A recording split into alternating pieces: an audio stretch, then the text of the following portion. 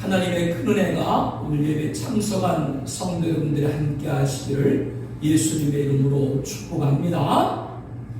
우리는 지난 3주 동안 7교회를 향한 주님의 칭찬, 책망, 권면을 통해서 음료교회를 배격하고 촛대교회를 이루어야 된다라고 말씀을 드렸습니다. 촛대교회는 7 금촛대에서 정립된 용어입니다. 7 금촛대는 7교회라고 말씀을 합니다. 촛대교회라고 했을 때는 의미를 더해서 주님의 뜻을 이루는 교회를 지칭합니다. 그 이유는 이 촛대 사이즈 교회 사이를 버리신 이가 예수님이 계시기 때문입니다. 예수님의 관심은 이 세상에서 교회라는 뜻이죠. 예수님은 지금도 변함없이 교회를 통해서 일하십니다. 그러므로 예수님이 교회들을 향한 명령을 복종할 때 참된 교회 사명을 감당할 수 있습니다. 촛대 교회가 될 수 있는 것이죠. 음료교회는 종교 다원주의를 상징하는 많은 물이 앉은 큰 음료에서 근거합니다. 이 사상을 상징하는 음행의 포도주에 땅에 사는 자들이 취하였다라고 했습니다. 예수 그리스도만이 유일한 구원자란 진리를 따르지 않고 모든 종교의 구원을 주장하는 종교 혼합주의에 빠져버리게 되는 것이죠. 음료가 앉은 물은 백성과 무리와 열국과 방언들이라고 했습니다. 이 세력은 전 세계에 미칠 것을 말씀을 하고 있습니다. 그 결과 만국이 무너졌다는 말씀은 음행이 세상 심판의 주된 이유를 알게 하는 것이죠. 성경은 적그리스도가 등장하기 전에 먼저 배교가 있을 것을 경중했습니다. 2014년 WCC 제10차 부산 총회 이후에 거대한 배교 해일이 한국교회에 몰려오고 있습니다. 저 교회 신앙을 볼 때, 저 교회 사업을 볼 때 음료교회는 아닐 것으로 생각합니다. 그러나 음료화 되어가고 있는 것도 있다라고 말씀을 드렸습니다. 코로나 팬데믹 가운데 예배 사수와 예배 대처에 대해서 말씀을 드렸습니다. 우리 교회는 예배 사수입니다. 동성애 등 성소수자 차별금지법에 대해서 말씀을 드렸습니다. 우리 교회는 입법 반대입니다. 로마, 가톨릭 등 이교와 관계에 대해서 말씀을 드렸습니다. 우리 교회는 교류 금지입니다. 타종교는 예수님 외에 구원자가 있다라고 믿기 때문이죠. 그러나 우리 교회와 입장이 다른 교회들이 있습니다. 우리가 깨워서 보아야 될 것은 이와 같은 사안들로 교회 의견들이 갈리고 있다라고 하는 것이죠. 둘 중에 하나는 음료화 되어가고 있는 겁니다. 지금 음료로 변모하고 있는 교회들이 있다라고 하는 거죠. 기준은 성경입니다. 내가 천사의 손에서 작은 두루마리를 갖다 먹어버리니 그가 내게 말하기를 내가 많은 백성과 나라와 방언과 임금에게 다시 일어나야 하리라. 또 내게 지팡이 같은 갈대를 주며 말하기를 일어나서 하나님의 성전과 제단과 그 안에서 경배하는 자들을 측량하되 성전 바깥 마당은 측량하지 말고 그냥 두라. 이것은 이방인에게 주었은즉 그들이 거룩한 성을 42달 동안 짓밟으리라. 이 말씀에서 작은 두루마리는 성경을 말씀합니다. 갈대는 잣대입니다. 성경을 잣대로 측량하라고 하셨습니다. 하나님의 성전 안에서 경배하는 자들이 있고 성전 바깥에서 이방인 적그리스도에게 짓밟힐 자들이 있다고 했습니다. 코로나 팬데믹에서 예배 대처할 수 있는 것인가에 성경을 기준으로 삼아야 되는 것이죠. 예배에서 떠나다가 이방인 적그리스도에게 짓밟혀서는 안 됩니다. 분별은 하나님을 기쁘시게 하는 것인가, 사람을 기쁘게 하는 것인가입니다. 우리가 전에 말하였거니와 내가 지금 다시 말하노니 만일 누구든지 너희가 받은 것 외에 다른 복음을 전하면 저주를 받을지어다. 이제 내가 사람들에게 좋게 하랴 하나님께 좋게 하랴. 우리가 이와 같이 말하면 사람을 기쁘게 하려 함이 아니요 오직 우리 마음을 감찰하시는 하나님을 기쁘시게 하려 합니다. 성소수 차별금지법에서 입법을 찬성한다면 누구를 기뻐하게 하는 것인가를 잘 분별해야 됩니다. 사람의 기쁨을 따르다가 저주에 던져져서는 안 됩니다. 표지는 예수님입니다. 영생은 곧 유일하신 참 하나님과 그가 보내신 자 예수 그리스도를 아는 것이니라. 유일하신 하나님이라고 하셨습니다. 유일하신 하나님이 누구를 보내셨습니까? 하나님이 자기의 독생자를 세상에 보내심은 그로 말미암아 우리를 살리려 하십니다. 독생자는 하나밖에 없는 아들입니다. 유일하신 하나님이 독생자를 보내셔서 우리를 살리게 하셨다는 것은 우리에게 유일한 구원자는 예수님 한 분밖에 없다라고 하는 거죠. 다른 이로서는 구원을 받을 수 없나니 천하 사람 중에 구원을 받을 만한 다른 이름을 우리에게 주신 일이 없습니다. 그러므로 예수님 말고 구원자가 있다고 주장하는 로마 카톨릭 등 이교와 교류할 수 없는 것입니다. 타종교와 교류하다가 영생을 받지 못하면 안 됩니다. 그러나 이를 수용, 질의, 협력하는 교회들이 있습니다. 지금 음료화 되어가고 있는 교회들로서 장차 음료교회로 전락할 위험이 존재하는 겁니다. 우리 주변에 갖가지 이유를 들어가면서 동조하는 교회들이 있습니다. 너무나도 안타깝습니다. 우리 교회는 이들을 물리치고 예배당에 와서 예배하는 교회, 성소수 차별금지법 입법을 불가하는 교회, 유일한 구원자 예수를 믿고 사수하는 전파는 교회 촛대 교회가 되어야 됩니다. 음료교회에서는 예수님께서 내 촛대를 그 자리에서 옮기리라 경종을 하셨죠. 예수님이 계시지 않겠다는 것이며 역사하지 않겠다는 것입니다. 예수님이 없는 교회는 교회가 아니죠. 교회의 머리는 예수님이기 때문입니다. 종말시대 교회는 음료교회 물들지 말고 촛대교회를 이뤄야 됩니다. 7교회 가운데 책망은 없고 칭찬만 있는 서문화 빌라달 교주신 종말의 표상, 사탄에 해당 배교의 공격을 받았지만 진리를 사수 배교에 빠진 자들 오히려 던져냈죠. 고난을 두려워하지 않았습니다. 어떤 경우에도 예수 이름을 버리지 않았습니다. 절대로 예수를 배반하지 말아야 됩니다. 그래서 생명의 멸류관을 받은 것이죠. 큰 능력이 아닙니다. 작은 능력을 가지고도 주어진 직분에 충성을 다했기 때문에 받게 되었습니다. 끝까지 교회를 떠나지 않은 것이죠. 칭찬은 없고 책망만 있는 사대와 라오디아 교신 종말의 표상, 악증, 못된 짓이에요. 외형적인 믿음, 미지근한 신앙입니다. 그것이 아니라 우리에게는 전심으로 믿음, 중심으로 신앙, 영과 진리로 이해하는 자가 되어야 됩니다. 코로나 팬데믹을 통해서 참된 예배자가 얼마나 중요한가를 지금 우리가 느끼고 있지 않습니까? 다만 이들은 살았다 이름은 가졌지만 죽은 사대, 그렇기 때문에 은혜, 말씀, 행함으로 돌아설 것을 말씀해 줬죠.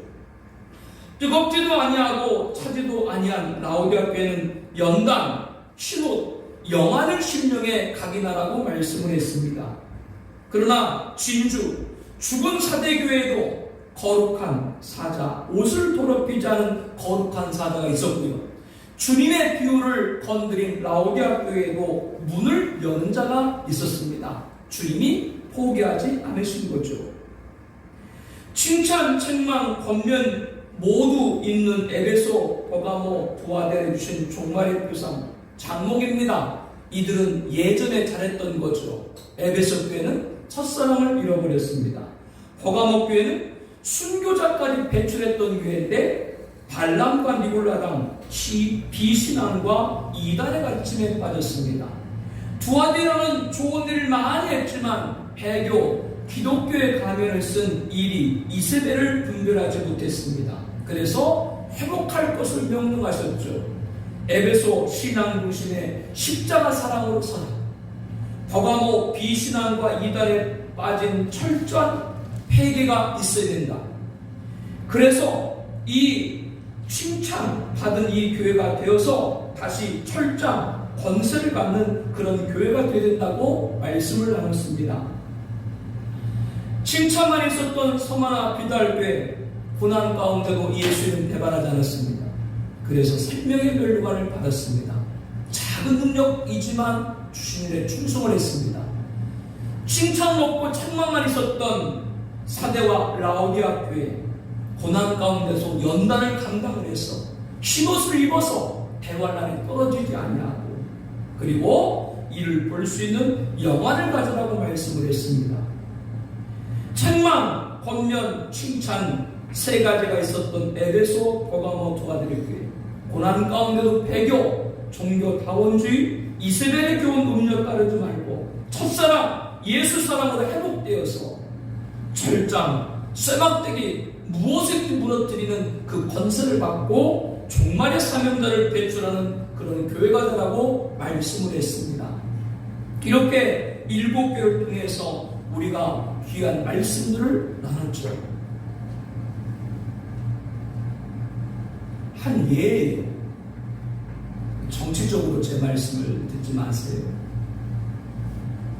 모 정당의 대통령 후보 안 해되는 분이, 또 그 후보가 되시는 분이 주술, 법사, 도사 이러한 분들과 연결이 되어서 논란이 되고 있습니다. 그것이 사실인지 아니면 음해하는 세력들에 의해서 그렇게 공격을 하는 것인지 그거는 잘 모르겠습니다. 그런데 그 일을 보고 신학대학교 교수분들이 성명을 발표했죠. 주술이나 이러한 일들이 국가 지도자에게 미쳐서는 안 된다. 신학자들이니까 그렇게 얘기를 했을 것으로 보입니다. 그런데 그 신학자들이 누구인가를 잘 봐야 돼요. 그 신학자들은 흔히 말하는 진보 진영에 있는 그런 신학자들입니다. 저는 그분들이 말하는 내용은 맞다고 봐요. 주술이나 복술이나 법사나 도사나 이런 사람들이 정치에 개입을 하면 안 되죠. 그런데 그렇게 말한 그 신학대학교 교수들이 종교다원주의를 인정하는 분들이에요. 그러니까 참 아이러니하죠. 자신들이 정말로 우리나라 국가 운영하는데 법사라든가 주술이라든가 도사라든가 이런 자들이 개입을 원치 않는다면 자신들이 종교다원주의를 지지하지 말아야 되죠. 그 성명서를 발표하는 분들 대부분은 다 동성애 지지하는 분들이고, 성소수차별금지법 지지하는 분들이고, 종교다원주의, 다른 종교에도 구원이 있다고 말하는 그런 분들입니다. 그러니까 이게 이율 배반인 거예요. 맞지 않는 얘기예요. 여기서 우리는 뭘 잘 분별해야 되냐면, 우리들은 방금 말씀드린 대로 우리들의 기준은 뭐예요? 성경이에요. 분별은 뭐예요? 성경이에요. 표준은 뭐예요? 성경이에요. 이거를 통해서 보고 일관돼야 돼요. 진리는 왜 진리예요? 일관되기 때문에 진리인 거예요. 여기서는 이 말하고 여기서는 이 말하고 그건 진리가 아닌 거예요. 그래서 여러분에게 수없이 지금 7교를 통해서 말씀을 나누고 있는 거예요. 배교, 종교다원주의, 이세벨, 음료 거기 따라서는 안 된다. 왜 자기들은 거기에 신학사상 따르면서 왜 다른 일에는 그렇게 얘기를 하고, 이게 앞뒤가 안 맞는다 그 말입니다. 이거를 잘 구분을 하고 국가를 위해서도 여러분들이 많이 기도해야 되고 한국교를 정말로 많이 기도를 해야 됩니다. 오늘 이제 요한계시록 4장 1절에 이후에 라고 시작을 하고 있습니다. 이제 7교회에 대한 계시를 받은 이후에 새로운 계시를 받게 되는 상황을 설명하고 있는 것이죠. 하늘에 열린 문이 있는데 라고 말씀합니다. 요한계시록의 그덕의 근원지가 천상인 것을 보여주고 있습니다. 소도에 와는 하늘에 열린 문이 있는데 이리로 올라오라. 이후에 마땅한 일어날 일들을 내가 내게 보이리라 음성을 듣게 됩니다. 이것은 육안이 아닙니다. 하나님이 보셔야 볼 수가 있는 것이죠. 영안을 말합니다. 하늘의 문이 열려야 들어갈 수 있는 것이죠. 주님이 이끄셨기 때문에 입성할 수 있게 되는 겁니다. 이렇게 하늘의 문이 열려서 사도 요한을 그 천상으로 이끌어 올렸어요. 하늘의 문은 하나님의 언약궤가 있는 것입니다. 하나님의 언약궤라고 하는 건 구원을 상징하죠. 그런데 이 하늘의 문에는 종말에 하나님의 진노가 쏟아질 번개와 음성들과 우레와 지진과 큰 우박, 심판의 도구들도 있다고 계시록 11장 18절 말씀에 기록을 하고 있습니다. 구원이 있는 곳에는 심판이 있습니다. 이 말을 잘 여러분들이 들으셔야 됩니다. 심판은 우리가 듣고 싶지 않은 그런 내용입니다. 그러나 구원이 있기 때문에 심판이에요. 무슨 말씀인가? 하나님이 세상을 이처럼 사랑하사 독생자를 주었으니 이는 그를 믿는 자마다 멸망하지 않고 영생을 얻게 하려 하십니다. 하나님이 그 아들을 세상에 보내신 것은 세상을 심판하려 하심이 아니요. 여기 말씀. 하나님이 아들 독생자를 보낸 것은 세상을 심판하려 하심이 아니요. 맞아요. 우리를 심판하기 위함이 아니에요. 그런데 여기서 말씀이 끝나는 것이 아니라 그로 말미암아 세상이 구원을 받게 하려 하심이라. 여기서 말씀이 끝나는 것이 아니고요.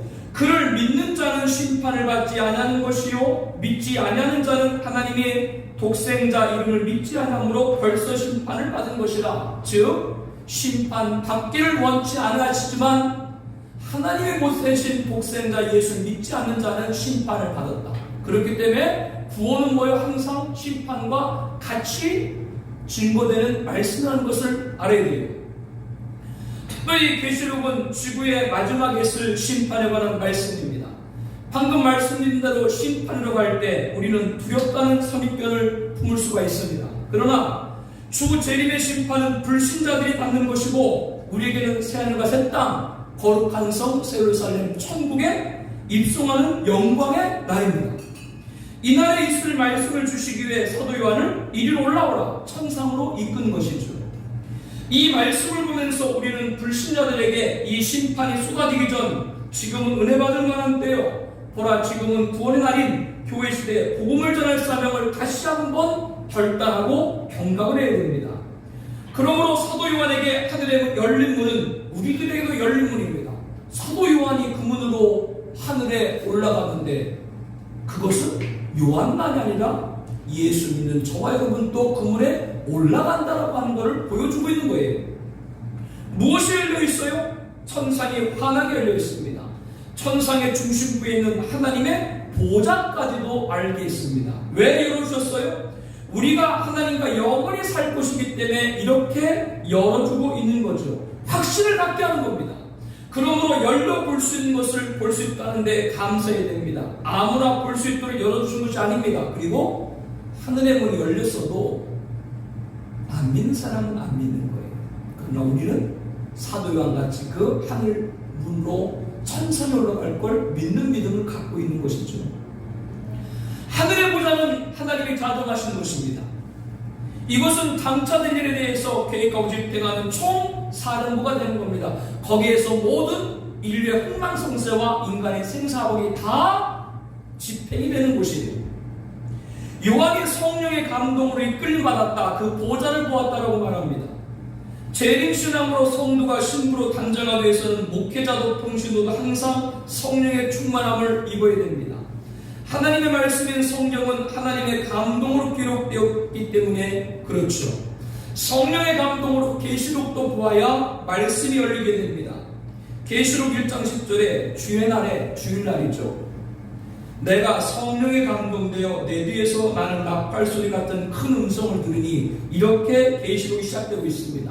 그래서 오늘 본문 4장 1절에 보니까 자신이 처음 들었던 그 음성이 다시 들렸다. 이리로 올라와라. 그렇게 이 말씀을 기록하고 있는 것이죠.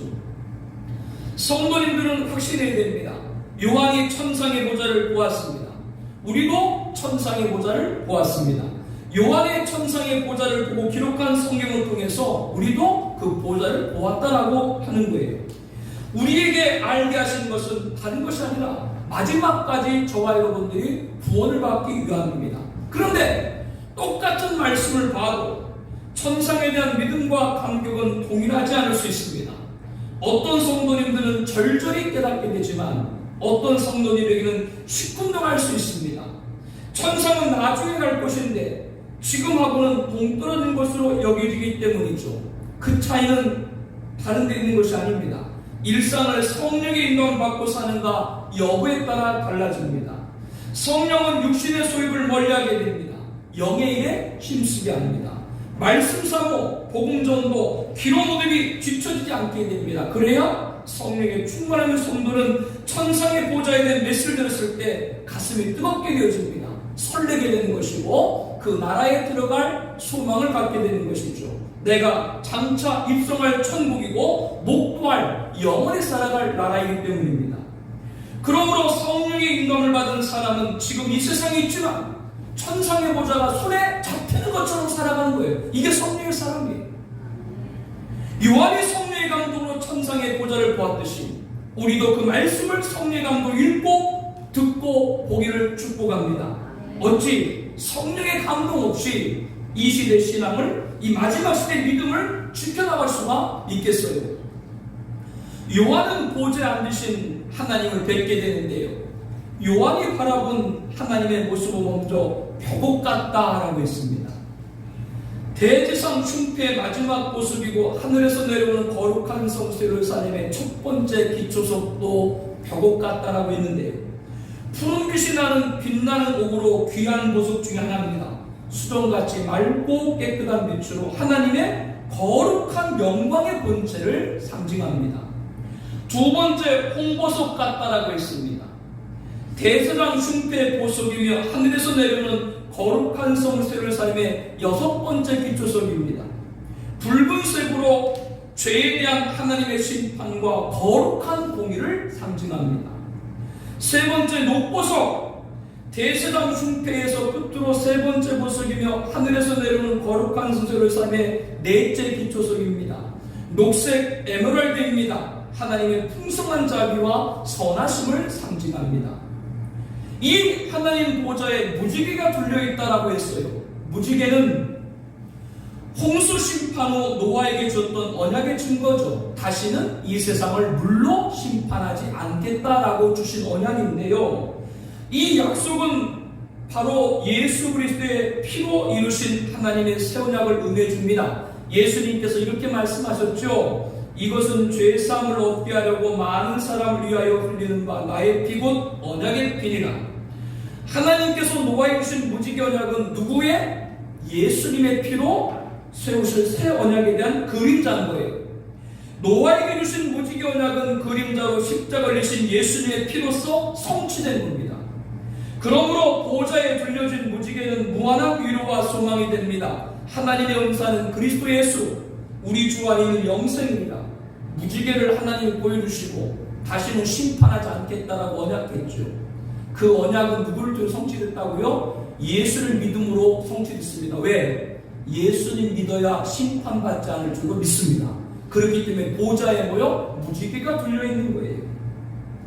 노아 홍수 이후 무지개 언약의 실체이신 예수님의 보혈로 영생받은 자가 반드시 하나님 보좌가 있는 천국에 가게 될 것을 우리에게 확신을 갖게 되는 거죠. 우리는 그날에 그 보좌를 오게 될 겁니다.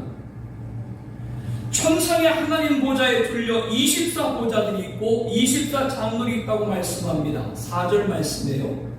하나님의 보좌만 있는 것이 아니고 주변에 또 다른 보좌가 24보좌가 있다.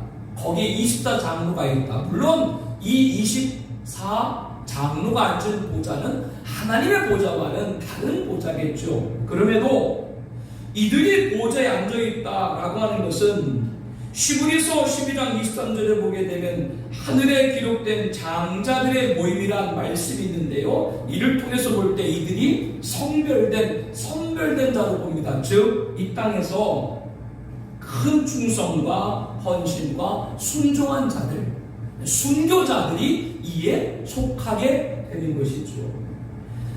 4절 말씀에 보게 되면 이들이 흰옷을 입고 머리에 금관을 쓰고 앉았더라. 이 말씀이 그것을 뒷받침을 하는 거예요. 금관은 뭐예요? 면류관이죠. 면류관 누가 받는 거예요? 이 땅에서 충성한 자들이 받는 것이 바로 면류관 아닙니까? 이것을 그 장로에 썼다고 하는 것은 이들이 이 세상에서 하나님의 충성한 종들로 하나님의 큰 상급 받은 것을 우리에게 알게 하는 것이죠. 계시록 3장 21절에 이기는 그에게는 내가 보좌에 함께하여 주기를 내가 이기고 아버지 보좌에 함께 앉은 같이 하리라. 이긴 자들, 이 땅에서 끝까지 믿음을 이긴 자들, 생명까지 마다하지 않은 그런 충성한 자들, 바로 이 24 장로들입니다.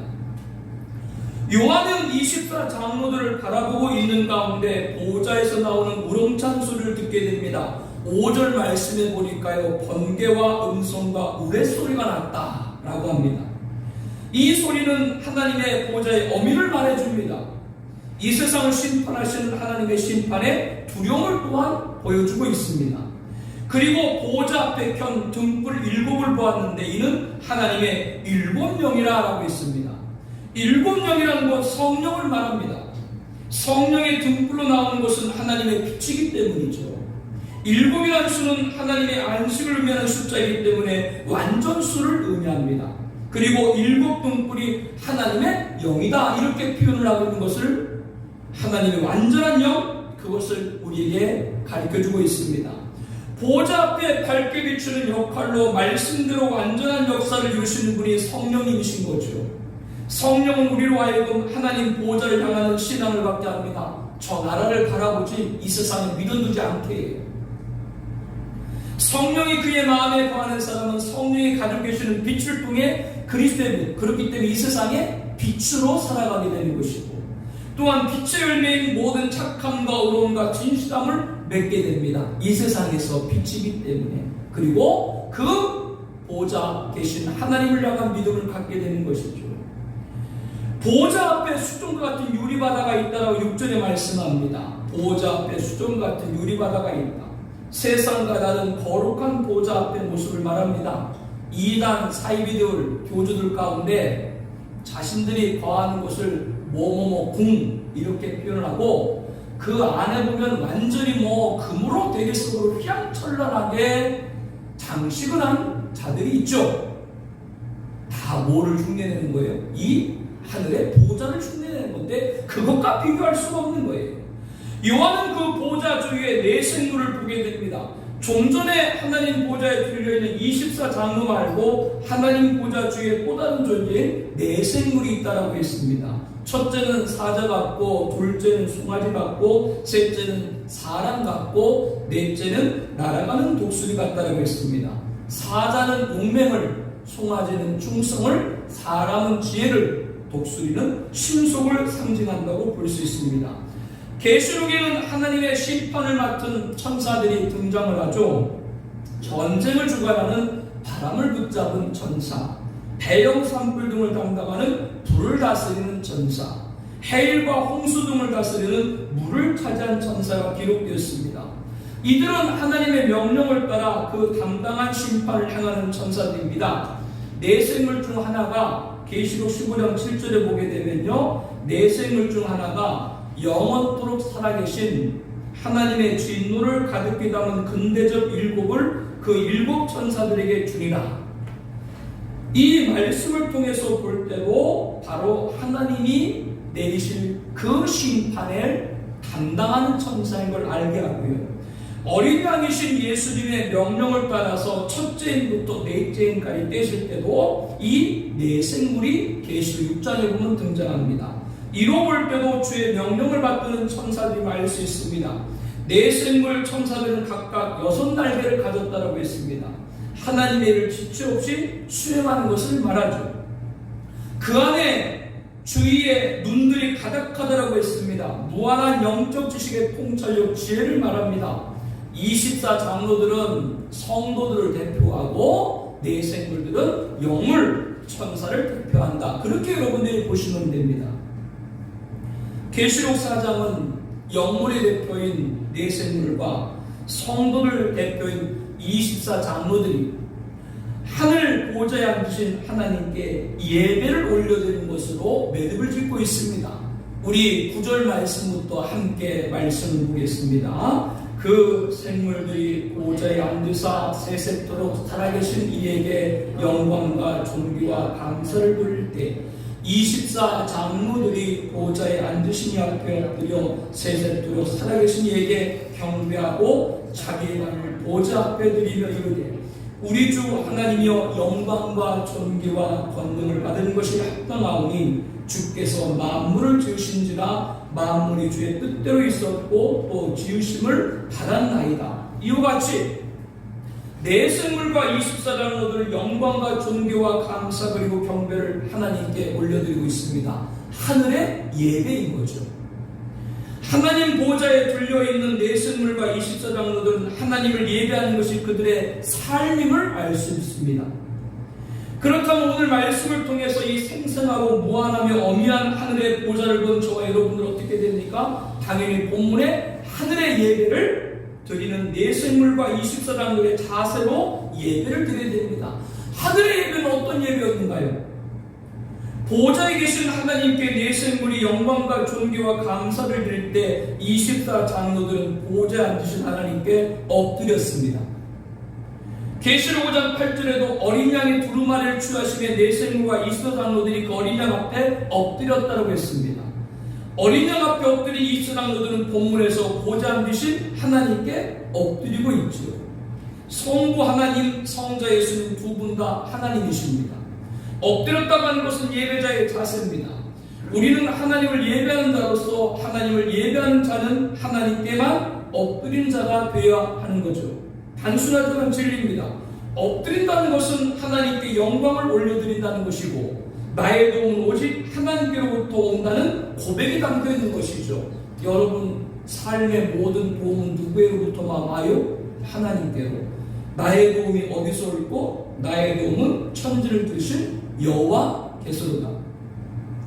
세계는 아직도 군주제를 실시하고 있는 나라들이 많이 있습니다. 지난번에 보니까 영국 여왕은 90세가 됐더라고요. 집권한 지가 56년인가 됐다고 해요. 아시아에서도 일본이 그렇고요. 태국 또한 국왕이 있습니다.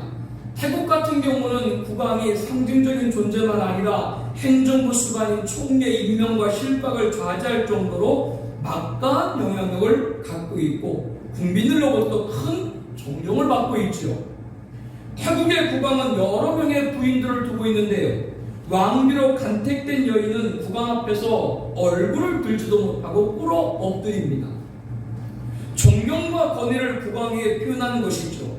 세상의 군주에게도 하은을 입었을 때 이러한 예를 표하는데 우리는 하늘 보좌에 계신 하나님께 예배드려야 되는데 어떻게 되겠습니까? 저는 주일 예배 전 10시 반부터 찬양을 드립니다. 성도님들이 많이 오셨건 적게 오셨건 상관없이 찬양을 드립니다. 예배 30분 전 찬양을 드리고 예배 드리는 것과 시간이 촉박해 와서 예배 드리는 것은 같을 수가 없어요. 자세부터 마음 그리고 영성까지 포함해서 말입니다. 주일 아침에 교회 오기 위해 준비하는 거 쉽지 않습니다. 우리 성도님들은 교회 참 일찍 제가 너무너무 감사드려요. 함께 찬양으로 미리 하나님 앞에 영광 올리는 모습 참 좋습니다. 이런 모습이 앞으로도 계속되기를 바랍니다. 왜? 우리는 엎드려 드리는 자세로 예배드리는 그것이 바로 이러한 모습들로 표현이 되어야 되는 것이죠. 하늘 보좌 천상 영광을 본 성도가 엎드려 하나님을 예배드려야 하기 때문입니다. 내생물과 24장로들은 세세토록 살아계신 이에게 경배했습니다. 하늘 예배 두 번째는 어떤 예배요? 살아계신 하나님을 예배하는 겁니다. 그들은 하늘의 보좌에 앉으신 하나님을 직접 보고 예배드린 것입니다. 그렇다면 우리 또한 어떤 예배를 드리겠습니까? 하나님이 살아계신 믿고 예배를 드려야 됩니다. 지금 사도 요한을 하늘로 이끌어가지고 하늘 보좌에 계신 하나님을 보게 했는데요. 우리도 천국에 가면 하나님을 보게 돼요? 못 보게 돼요? 못 봐요. 보좌는 보겠죠. 그 안에 계신 하나님은 우리들의 눈으로 또 천국에 가서도 보이는 분이 아니에요. 그러니까 오늘 말씀에도 벽옥 같고 녹보석 같고 이렇게 표현하잖아요. 큰 빛으로 혹은 다른 어떤 모습으로 영광을 보여주시겠죠. 그러나 분명한 것은 그분이 누구인 것이 분명해요? 하나님인 것이 분명합니다. 바로 오늘도 우리들이 눈으로 보이지 않지만 영이신 하나님이 지금 우리 가운데 임재한 줄로 믿습니다. 이것이 바로 살아계신 믿고 드리는 예배고 그런 예배하는 자의 삶 가운데 하나님이 살아 역사할 줄로 믿습니다. 세 번째로 헌신으로 예배하라입니다. 24장로들은 보좌에 앉으신 하나님을 경배하며 자기 관을 보좌 앞에 드렸다고 했습니다. 24장로들은 이 세상에서 하나님께 충성했고 그로 인해서 받은 상급인 금 면류관까지 누구에게? 하나님께 드렸어요. 그렇다면 우리 또한 어떤 예배를 드려야 됩니까? 헌신으로 예배를 드려야 되는 것이죠. 저는 예배 가운데 봉헌 기도를 드릴 때 성도님들이 올린 예물 내역을 아뢰고 축복하며 가장 마지막에는 우리 생명까지 드리오니 하나님 흥명하여 주옵소서 라고 축복을 합니다. 예배는 우리가 제물이 되는 것입니다. 24 장로들이 하나님께 드린 그 멸류관은 그들이 이 세상에서 일생 동안 주를 위해 충성한 모든 헌신이 담겨 있는 것이죠. 즉 24 장로들은 자신을 하나님께 드린 것과 같아요. 그러므로 우리도 하나님이 받으시는 산제물이 될 수 있도록 모든 헌신을 내 생명까지도 하나님께 드려야 됩니다. 네 번째 하나님의 예배는 인정함으로 예배하라입니다. 24 장로들은 보좌에 앉으신 하나님을 경배하며 우리 주 하나님이여 영광과 존귀와 권능을 받은 것이 합당하오니라고 말씀합니다. 하나님만이 영광과 존귀와 권능 받은 것이 합당한 일입니다. 이것이 하나님을 하나님으로 인정하는 것이죠. 하나님을 하나님으로 인정하는 것은 어떤 것입니까? 하나님에게는 두 번째 것을 드리는 것이 아니에요. 하나님께는 첫 번째 것으로 드리는 것입니다. 이것이 우선순위입니다. 예수님 말씀처럼 먼저 그의 나라와 의를 구하라는 것입니다. 우리가 지금까지 살아오면서 경험적으로 알고 있는 것이 있지요. 물질이 풍족하고 여유가 있어 남을 때가 있는 것은 많지 않다라고 하는 겁니다. 그러면 어떻게 됩니까? 하나님의 것을 먼저 구별해야 됩니다. 하나님의 것을 먼저 구별하지 않고는 드리기가 참 어렵기 때문에 그렇죠. 이것이 바로 하나님을 하나님으로 인정하는 거예요. 24 장로들은 자신의 멸류관까지 주 앞에 드림이 아까지 않고 즐거이 드렸습니다. 하나님을 하나님으로 인정하는 데서 오는 신앙의 발로인 것이죠. 다섯 번째로 하늘의 예배는 믿음으로 예배하라입니다. 24 장로들은 보좌에 앉으신 하나님을 경배하며 주께서 만물을 지으신지라 만물이 주의 뜻대로 있었고 또 지으심을 받았나이다 라고 11절에 말씀합니다. 모든 것을 만드신 분이 하나님이시고 지금 받은 모든 것은 하나님의 뜻대로 되었다는 것이죠. 이것은 우리에게 믿음으로 예배함을 가르쳐주고 있습니다. 우리의 가정 그리고 기업을 하나님이 주신 것이고 각각 주신 데는 하나님의 뜻이 있는 겁니다. 이것을 믿고 감사하며 예배하는 자가 되라고 하는 겁니다. 교회 와서 예배를 드리면서도 마음 가운데 배우자의 그릇된 환경 때문에 속상해하고 있으면 그 배우자를 주신 분이 하나님이시고 하나님의 뜻임을 받아들이지 못하는 것일 수 있습니다. 그것은 믿음으로 된 예배자가 되지 못할 수 있습니다. 어떠하든지 주신 분도 하나님이시고 주신 것에 뜻이 있음을 믿고 믿음으로 예배하는 자를 통해서 하나님 영광 받으십니다. 그리고 그 믿음대로 그의 가정과 기업에 아름답게 줄 것 또한 믿습니다. 믿음으로 예배하라. 오늘 우리 청아비전교회가 올려드린 예배가 이 하늘 예배가 되기를 축복을 드려요. 주님 오시는 그날까지 하늘 보좌에 자정하신 하나님 받으시는 하늘 예배가 우리 교회 공동체 예배가 되기를 다시 한번 예수님의 이름으로 축복합니다. 우리 함께 이 시간 기도하기로 원합니다. 우리 함께 기도 제목을 보아주세요. 하나님은 요한에게 하늘의 열린 문을 보여주셨습니다. 천상의 중심부인 하나님 보좌까지 알게 했죠. 우리가 하나님과 영원히 살 것이기 때문에 여러 보여준 거예요. 우리는 믿어야 돼요. 저 나라에 우리 들어갈 겁니다. 또한 과거, 현재, 미래까지 되어질 모든 일 집행은 총 사령부인 하늘 보좌도 보여줬죠. 요한이 성령의 감동으로 보았듯이 항상 성령 충만해 있는 성도는 세상에 있지만 저 천상을 손에 잡은 것과 같은 삶을 살게 됩니다. 성령의 감동으로 육신의 소욕을 물리치고 하늘을 바라보고 믿음을 지켜 나갈 수 있게 하여 주옵소서. 이렇게 기도합니다. 영물의 대표 내생물 성대 대표 이수장로 하나님께 예배를 드렸습니다. 엎드려 예배했습니다. 나의 도움이신 오직 한 분 하나님께만 영광 드리는 것이죠. 살아계신 믿고 예배드렸습니다. 영이신 하나님 지금도 임재하고 계신 줄로 확신합니다. 헌신으로 예배드렸습니다. 24 장로들은 상급인 멸류관까지 드렸습니다. 모든 헌신을 내 생명까지도 하나님께 드리게 하여 주옵소서. 인정함으로 예배를 드렸습니다. 나의 삶에서 하나님만을 하나님으로 인정하게 하여 주옵소서. 믿음으로 예배를 드렸습니다. 모든 것을 만드신 분은 하나님이시고 거기는 뜻이 있습니다. 이것을 고백하고 그러한 하늘 예배, 주님 오신 날까지 그 하늘 예배를 드리는 우리 청아비전교회가 되게 하여 주옵소서. 우리 함께 통성으로 기도하겠습니다.